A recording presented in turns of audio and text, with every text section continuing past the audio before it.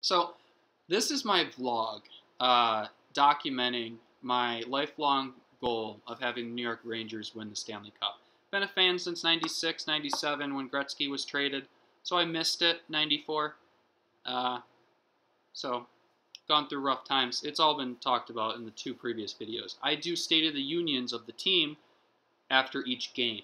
But something happened today that gave me the idea of maybe we'll do like a bonus episode when you have something like big that happened that wasn't a hockey game, basically.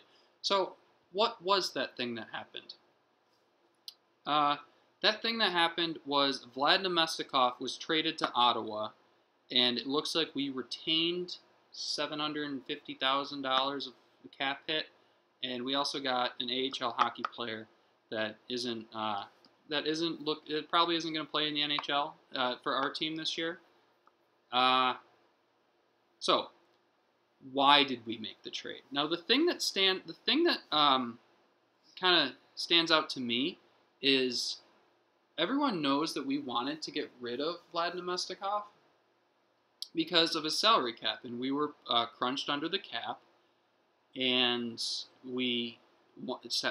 salary was about $4 million.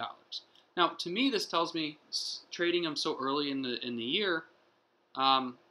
It tells me other teams were kind of like playing hardball with us because they knew that we were against the cap, and they knew they were trying to use it as leverage against us to maybe get like a second-round draft pick, or dare I say a first-round draft pick or something to alleviate the cap help.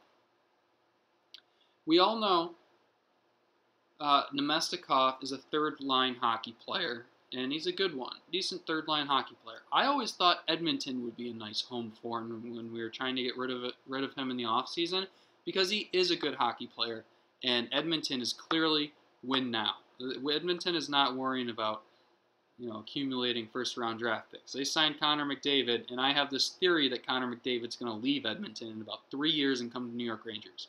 But we'll see. We'll see what happens there. Salary cap gets boosted up, so we can afford his cap hit. And Connor McDavid, I have a theory that he's going to be the big savior.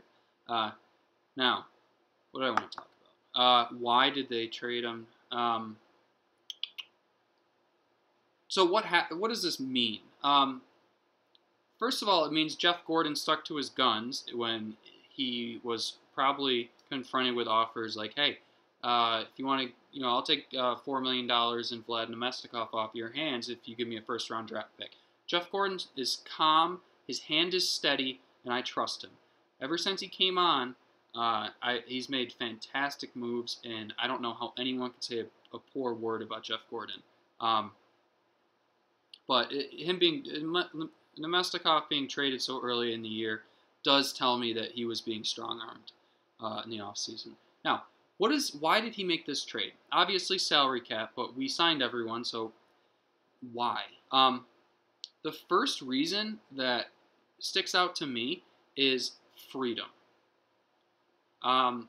Jeff Gordon made this deal because in the let's say in the upcoming trade deadline, the Rangers are on top of the Atlantic, or what is it, the Metro now?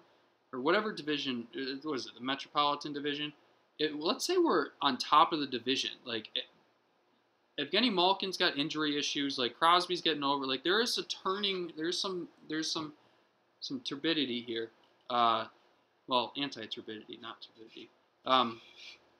Moral of the story is it's entirely possible the Rangers could be pushing for the playoffs and being ahead of the Metropolitan Division. Now, if we had this cap freedom, then we might be able to bring in a guy to get us over the top. So Jeff Gordon isn't kind of handcuffed at the deadline. That's the first thing that stands out to me. The second thing that stands out to me is space for development. Now, we've sent Filipino down. We sent Vitaly Kravtsov down. I hear Vitaly Kravtsov has got healthy scratched by the AHL team, so I don't see him coming up to the NHL squad anytime soon. But Filipino, maybe, I hear he's been playing well in his 2 games. So maybe Filipino can get up here, start practicing with the team, and play on that third line or whatever, second line or whatever, getting more ice time. That's another reason for the move from my perspective. And well, that's basically it. So it wouldn't surprise me if we saw Philip Hedl come up to the team. We don't have a reason to keep Vlad Namestnikov. We're not trying to win the Stanley Cup this year. We're trying to have a team that will make playoffs. We're not trying to make any sort of sacrifices to hold on to a really good third line hockey player for $4 million. But who knows what will happen? The first year we got good. I think the first year under Torts, we won the President's Trophy. I think we came from nowhere. I think teams predicted, or the beat writers predicted us to finish last in the division. So we'll see. We'll see what happens. And I do like this move because it does give Jeff Gordon some freedom around the trade deadline to make some stuff happen. Space for development, trade. That's about all I really wanted to say. Bonus episode. This might be my bonus space. The bonus episode space is this area, and the other area is the game recap. So we'll see you next time.